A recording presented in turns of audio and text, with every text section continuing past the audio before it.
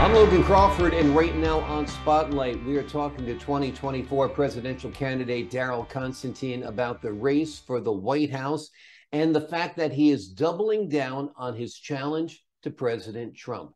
Daryl, thank you so much for joining us here today on Spotlight. Hey, thanks for having me, Logan. As always, it's a real pleasure and privilege to be here with you. Looking Great to forward to have it. you back. You're a fan favorite, so I know a lot of people want to hear what you have to say about the issues that pertain to the 2024 race. But let's get down to this challenge to President Trump that you're doubling down on. Tell me what that's all about.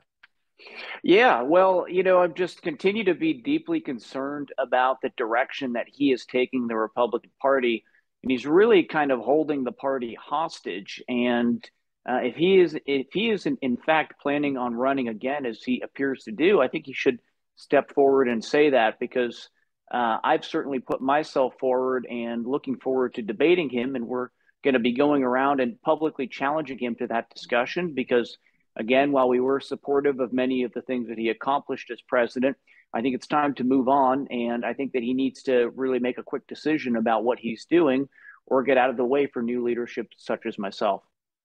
It'll be interesting. Of all the candidates who might take you up on getting into a one-on-one debate with you, I think President Trump is one who might do it because he seems to be that kind of guy. You seem to be that kind of guy as well that could take him on just as strongly.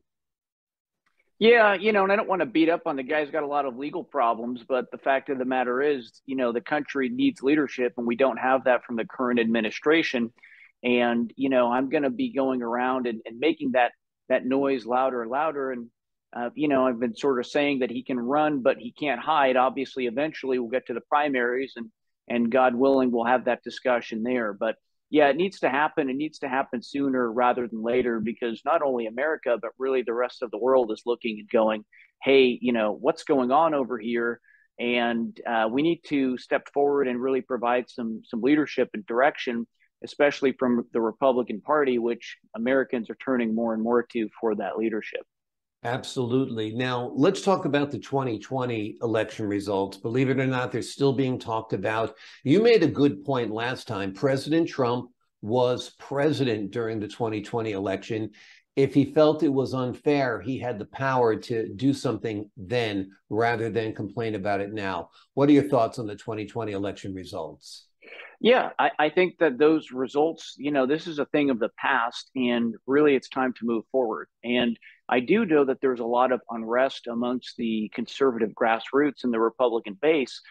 There's a certain amount where, I haven't done a deep dive on all of this stuff. I'm sort of deferring to the results and deferring to the people around him, like Mr. Barr, et cetera. But, there's a little bit of, there's a lot of lack of basic knowledge about our electoral history here in the United States. And, I'll talk to somebody that wants to about some cronyism in particular states, but, there's a certain conversation where if you're in that camp where you think that he actually won the popular vote because, he received more votes than Obama did in 2008, this is just a basic ignorance about kind of the history of the elections and the fact that the size of the electorate expands election by election. There is a history in this country of some screwy stuff going on that goes back to 1960, JFK versus Nixon. But this is kind of part and parcel of the process. And it certainly isn't something that was created just to stop Trump. So I don't think that the scope and the magnitude of what occurred, whatever happened this past election, exceeded anything that's happened in the past. And to me, I'm really not interested in fighting Trump's battles for him or listening to him whine about the election when, as you alluded to earlier, he was in fact the president at the time. So it speaks to a lack of leadership and really a level of incompetency from him if actually something of this magnitude did occur. So what we're seeing is that the people that have gone down this rabbit hole with him, they're getting into trouble. And he remains isolated. Trump can handle himself. He's got some stuff that he's got to deal with. But, the other side of it, as I said from the beginning, I don't do a deep dive on every potential conspiracy theory that's out there. Trump also doesn't really have the credibility with me to where I'm just going to take anything that he says at face value. I think most people in good faith will admit that the guy is a bit of a fibber And I think that it's a legitimate question to ask if, in fact, he did win the election or if he lost it, would he have behaved any differently post-election? And when you've got a guy that felt the need to go at it with media on something where clearly he was not telling the truth, when he made a big fight about the fact that he had, quote unquote, more people at his inauguration than President Obama, something that just factually wasn't accurate and was entirely unnecessary. When he's going down the weeds every single time, it's a little bit of a boy who cried wolf. And I'm just not interested in putting my credibility on the line for somebody like him, who has, as I said, a pretty lengthy history of fibbing at best. So time to turn the page on that. It's time to stop complaining and whining about that past election. Certainly, he's not running on the things that I'm running for. So I'm mostly focused on what I'm planning on doing, what I'll be doing as president to set the country in the right direction. I'm going to let Trump deal with his problems, and I advise everyone else in the Republican Party to do the same. And he's a bit of a bully. He's bullied our media around, even the way Fox News, the treatment that he's given them because they didn't want to go down the rabbit hole with him. And Fox News historically likes to think of themselves as the adults in the room. People say this or that, but they try and keep a straight line, at least when it comes to reporting on the actual news and the elections. And the way that he's bullied them and bullied his base into these other sort of Mickey Mouse wannabe conservative networks, it's not positive. And my message to Trump is, let go of the party or stand up and face the new challenge, because we're coming, and he didn't get the job done. Sending it back a second time when he couldn't hold it down the first time, that to me doesn't make any sense. Let's talk about an issue that is at the forefront of a lot of voters' minds right now, and that's the situation in Ukraine. It seems to be a mess. It seems like we're on the brink of World War III. Tell me a little bit about how you would work that situation to resolve it. Well, it's, as you said, it's a very concerning situation. I have loved ones in Ukraine, and it's very tragic what's gone on over there. And I think we all send our hearts and prayers to Ukraine. I think that there's also been a lot of Russia phobia, and I don't condone that either. This is a regional crisis, and I do think that there are some legitimate concerns about what has gone on in the West and the influence of the West on Eastern Europe. And I think that there's an aspect of what Putin is doing that's a little bit paternal in nature, in the sense of, hey, you don't really want this stuff. Maybe you think you do, but you really don't. And, I don't really care. By hook or by crook, I'm not allowing it in. And there is a little bit of a sense of wanting to protect Ukraine and protect that identity. But that message has been lost on the Ukrainian people because of the way that this has played out. And, I think we have a history of the United States of maybe not making the best decisions from a foreign policy perspective. And certainly if anybody can speak to, mislabeling ourselves as liberators and coming across as conquerors, we have a history of that. And maybe we could give some advice in that sense. But the rhetoric from current leadership has been, has been very contentious from the start and very antagonistic, even prior to when the war began, us saying that we, in fact, expected this to happen. And, I do think that there's a danger where we've sort of cornered a nation that has a tremendous amount of pride and a tremendous history of sticking to their guns. And, I do think that there's a lot to be learned from history about getting into a game of chicken with the nation of Russia. So there is some confusion, and I think that there is an opportunity for a peaceful resolution to all of this that I think meets everyone's needs and objectives. You talk to the people in Ukraine, and they will tell you from their perspective, Kyiv is older than Moscow. And their feeling from Russia is, we don't care about you. We're kind of our little brother or little sister. And I think that Russia's, frankly, rhetoric towards Ukraine and the actions towards it could go a longer way in achieving what they want, which is to keep solidarity in that region. Now, I myself, I happen to be Orthodox. I have a little bit of an understanding of that culture, that part of the world. I was in Ukraine earlier in the year. So I'm certainly willing and available to go and speak with Mr. Putin, President Putin, speak with the Russians, speak with anybody in that region and try and broker a peace deal. The leadership of the United States, we've sort of incentivized the warfare for them currently, because now it has the added benefit of weakening us by our poor actions and our lack of tactical precision with what we're doing. So we want to kind of walk away from this. Relations between the two nations, they've become very bad, and now it's really confusing. I think we want to walk back from that and really bring the world back to the table in a more peaceful way. And I think that a realignment of the United States geopolitical mission would go a long way, because currently what we're exporting to the rest of the world is, the LBGT agenda pushed on children and these various insane policies that have been such a disaster in the United States and Western Europe. And I think places like Russia and really other countries look at this and say, yeah, we don't want that. And I think that there's an aspect of that response that's very sane. And when we step forward and say, actually, no, we're not going to be doing that anymore. In fact, we're going to be doing the opposite. That's going to really shake things up. My vision geopolitically is of a new sort of alignment away from this current globalist clique of clubs and nations into more of a collection of Christian nations and coming together and peacefully imposing Christian values on the world, making the world more Christian. And when we do that, we look now at countries like Russia and Ukraine. We have a totally different perspective than the one that we have currently, which sets us up as polar opposites. Interesting. So you feel that these Christian values, if shared with other Christian countries, they will actually form a better alliance than the alliances we see right now. That's right. That's right. It's a re-envisioning of the geopolitical dynamics of the world, and really not just Christian nations, but Islamic nations as well.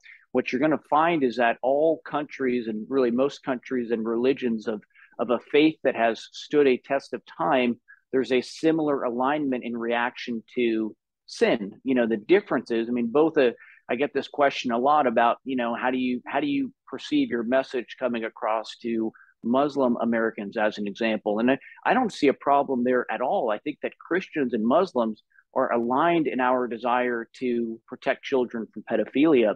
The difference is that in Islamic countries, they throw people off of buildings for these things. Here in the United States and Christian nations, we're simply saying, hey, we're going to politely ask you to step away. And if you don't, we're going to politely pull you away and put you somewhere else. So I think that even there, it's a new direction. Instead of this counter direction, this bizarre, politically correct humanist agenda that the globalist nations in Western Europe have concocted over the last 50 years, this is really unlike anything that we've ever seen in human history. And I think that once we move away from that, we're going to see that as a very bizarre and unique trend in human history. And there is a problem right now. There is a situation. There is leadership around the world that's popping up in reaction to this, and it's becoming more and more. And there's a real danger that if the United States doesn't turn away from this, we're going to be left on the wrong side of history. And it's not just in Europe. There's countries in South America. President Bolsonaro of Brazil, he's been a very strong leader in these regards. So there's a lot of nations around the world that are actually saying, no, we don't want this stuff. And when the United States comes back to reality and we actually start leading on a moral perspective, instead of encouraging a move to degeneration and death, that's going to change a lot of the dynamics. And I think that you'll see a calming of tensions with nations like Russia and frankly many others along with that. Let's talk a little bit about the void of leadership in the United States right now.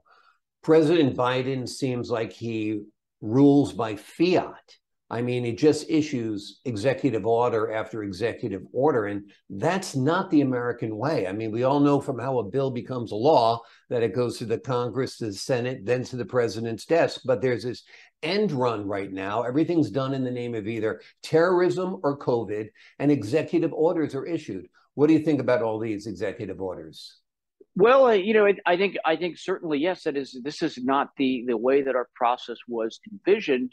But I don't think that the founding fathers envisioned this level of gridlock either. And really, the gridlock is so severe that, in fact, the only way that an administration can really get something through is by doing bold executive actions. And while I certainly don't necessarily think that this was the direction that they intended the nation to go, this is, in fact, the reality. And this is something that the expansion of the executive powers, this is something that has occurred in a bipartisan manner through both parties. And, we do have a system that has some checks and balances in place. And, I don't so much fault President Biden for attempting to do things. I certainly would disagree with virtually all of the ways in which he's done that. But I would be looking as president really to do the same and really to continue to push that envelope, knowing full well that there is a series of checks and balances. But, there are things that if it involves, for example, the rights and the safety of children, I'm not going to wait for a do-nothing Congress to approve some passing of laws. I'm going to put my pen to paper and do something. And that's going to set in place a trigger of events. And, that may lead to these things being fought out in a court and making it all the way up to the Supreme Court. And that's okay. That's the system that we have in place. And rather than spending so much time complaining about the Democrats' willingness to act, I would challenge the Republican Party to themselves be more willing to take action. Because if we sit and we wait for the gridlock to dissipate, we'll be waiting another 50 years. And this plays into that dynamic that we've seen where the Republican Party has kind of made itself a placeholder for Democrats. It's kind of the Democrats have an agenda, they push it, Republicans get in office, and, we slow things down for 4 years and then we give it back to them and they keep going. And this is why, as we get out of the excitement over something like Elon Musk potentially buying Twitter and having a free speech zone on the web somewhere, and get out of the sort of euphoria that comes out from this over the Republican side and conservative high-fiving, and we look at the continuation of where this country is going, it's very clear that it's going in one direction, and that's going to continue until the Republican Party shows a willingness to enact an equal, if not greater, level of force and direction and willpower from the opposite direction. So, again, as president, I will use any and every measure at my disposal to bring about the policies and platforms that I intend to run on. And in a democratic system with the majority support, not only will I feel I have the right to do that, but I'll feel a certain responsibility to my base to do that as well. And again, we have situations in place that will provide a check and balance on these things. But like I said, certain things, and we will be looking to pass new laws. We will be looking to change the system and making it easier for these things to go through. But there's certain things like, again, as I said earlier, defending children from an agenda that is predatory. I'm not going to wait to get my attorneys to sign off on that. I'll wait for the attorneys to try and stop me. Interesting. You mentioned free speech zone. Biden is addressing this by appointing a truth czar. I don't know whose truth he'll be looking to protect or curtail or restrict, but it seems a little dystopian, if you ask me. What are your thoughts on President Biden appointing a truth czar? Well, this is a continuation from that last conversation. I think that the standard Republican response would be, we got to get rid of this. This is 1984, throw it out. My response to that is going to be thank you for creating that position and say hello to my truth czar. And I'll bring in a spiritual father and we can moderate truth from that perspective. There's a certain point where people like Bill Maher and the calmer heads on the left, when they're saying, hey guys, we need to slow down with this because sooner or later the shoe's going to end up on the other foot and we're not going to like it. Well, we're at that moment. And we're not going back in time, right? And my message to somebody like Bill Maher is not, oh my gosh, thank you. It's, well, Mitt Romney is not on the menu anymore. And you had your opportunity to vote for that type of libertarian leaning Republican back in 2012. This is what's on the table in 2024. And if you don't take this offer, you might get something worse in 2028 and 2032. Interesting, Daryl. You've got quite a wide range of opinions, some of them contrary to what I might expect, but they're always interesting and unique. And I think that's what's unique about your candidacy is that you can't pinpoint where you're going to go, that you're a little to the right here, a little to the left there, but always keeping Christian values as your center. I think that's a very nice way of putting that. And I appreciate that, Logan. Absolutely. Daryl Constantine is a 2024 candidate for the President of the United States. He is challenging Trump to either get in the race or get out. He looks to seek the Republican nomination and take on whomever the Democrats put up, and he is ready to put up quite a fight. Daryl Constantine, thank you so much for joining us here today on Spotlight. Logan, you're the best. Thank you very much. God bless you and your audience. We'll see you next time. My pleasure. God bless you, sir. And I'm Logan Crawford, to the folks at home, thanking you for your time. This time, until next time on Spotlight.